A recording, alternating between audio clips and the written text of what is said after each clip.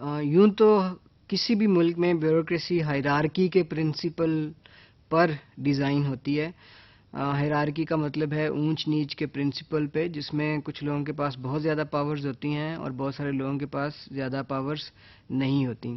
تو ہائرارکی کا principal efficiency پیدا کرنے میں نو ڈاؤٹ بہت اہم کردار ادا کرتا ہے، لیکن جس طرح کی ہائرارکی ہماری بیوروکریسی میں ہے وہ نان پروڈکٹیو ہے اور ایفیشنسی کو کم کرنے میں بہت بڑا کردار ادا کرتی ہے. اگر پاکستان میں بیوروکریسی کو ریفارم ہونا ہے تو ہمیں یہ دیکھنا ہوگا کہ یہ اس طرح کی جو ریجڈ ہائرارکی ہے ہماری بیوروکریسی میں، اس کو کیسے کم کیا جا سکتا ہے.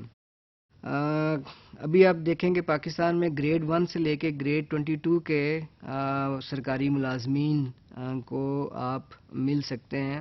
گریڈ 1، گریڈ 2، گریڈ 3، گریڈ 4 یہ بہت ہی نچلے درجے کے ملازمین ہیں، جبکہ جو گریڈ 22 کا ملازم ہے، سرکاری افسر ہے، اس کے پاس بہت زیادہ پاورز ہوتی ہیں اور وہ بہت ہی بڑا افسر ہوتا ہے، جس کے اندر کئی محکمے کام کرتے ہیں، کئی محکموں کو کنٹرول کرتا ہے.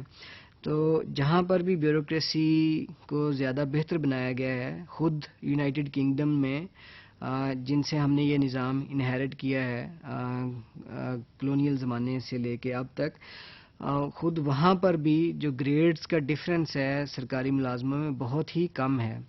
اس کا مطلب یہ ہے کہ جو سب سے نچلے درجے کا ملازم ہے یونائٹڈ کنگڈم میں، اس کی بھی سیلری اتنی ہوتی ہے کہ وہ ایک باعزت اور بہترین زندگی بسر کر سکتا ہے معاشی مسائل کے بغیر.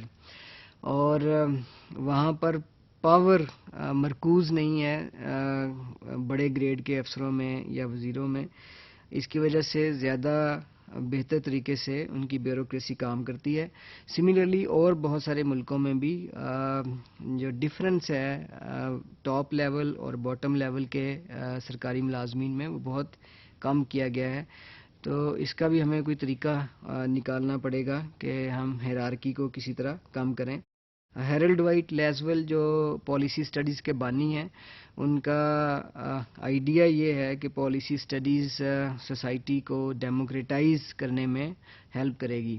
تو یہ بہت اہم ایشو ہے پالیسی کے اسٹوڈنٹس کے لیے کہ وہ دیکھیں کہ سروسز کو یا سول سروسز کو کیسے ڈیموکریٹائز کیا جا سکتا ہے، کہ سوسائٹی اس کے علاوہ کیسے ڈیموکریٹائز ہو سکتی ہے اگر سول سروسز ہی ڈیموکریٹک طریقے سے کام نہ کریں. ایک اور ایٹیچیوڈ جو ہم نے کلونیل زمانے سے انہیرٹ کیا ہے، that is this disgust against politics among our civil servants. اس کو بھی ڈیل کرنے کی ضرورت ہے، کیونکہ اگر ہم اس کے ساتھ ڈیل کر لیں، اس کو ہم کسی طرح ایکسیپٹ کر لیں پالیٹکس کی اہمیت کو سوسائٹی میں، تو ہم زیادہ بہتر طریقے سے ریلیٹ کر سکتے ہیں پولیٹیکل آئیڈیاز کے ساتھ اور پولیٹیشنز کے ساتھ.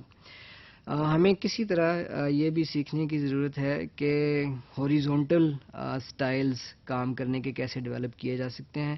امریکہ میں بہت ساری آرگنائزیشنز نے ہاریزونٹل مینجمنٹس ڈیولپ کی ہیں ایکسپیریمنٹس کے ذریعے، اور ان کے ریزلٹس بہت اچھے آئے ہیں. ہاریزونٹل مینجمنٹ سے مراد یہ ہے کہ کوئی باس نہیں ہے ایک آرگنائزیشن میں، سب امپلائیز برابر ہیں اور وہ سب مل کے کوآرڈینیٹ کر کے کام کرتے ہیں، اور اس کے ریزلٹس بہت اچھے آئے ہیں.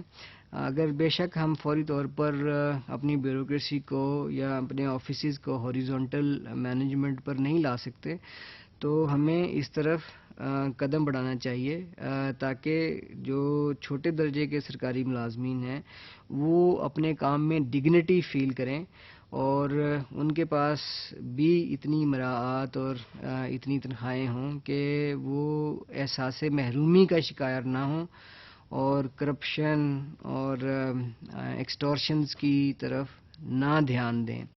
سنگاپور کی مثال ہمارے سامنے ہے. سنگاپور نے اپنے سرکاری ملازمین کو پرائیویٹ سیکٹر سے زیادہ بہتر اور زیادہ کمپیٹیٹیو سیلریز دے کر ایک ایسی بیوروکریسی قائم کی ہے جس کی مثال دنیا میں کم ملتی ہے. وہ اتنی ایفیشینٹ اور افیکٹو بیوروکریسی ہے جس کو نہ برائب کیا جا سکتا ہے، نہ جس کو دھمکایا جا سکتا ہے، نہ ڈرایا جا سکتا ہے، کیونکہ ان کی بنیادی ضرورتیں اسٹیٹ پوری کرتی ہے اور وہ زیادہ بہتر طریقے سے آئیڈیاز پروڈیوس کرتے ہیں اور ملک کے انٹرسٹ میں کام کرتے ہیں. تو ہمیں ان مثالوں سے سیکھنے کی ضرورت ہے. بہت زیادہ ہائرارکی ایفیشنسی اور افیکٹونیس کے لیے بہت زیادہ ڈینجرس ہے، اور اس کو ڈیل کرنے کے لیے پبلک پالیسی اسٹوڈنٹس کو زیادہ بہتر انسائٹس پروڈیوس کرنے کی ضرورت ہے.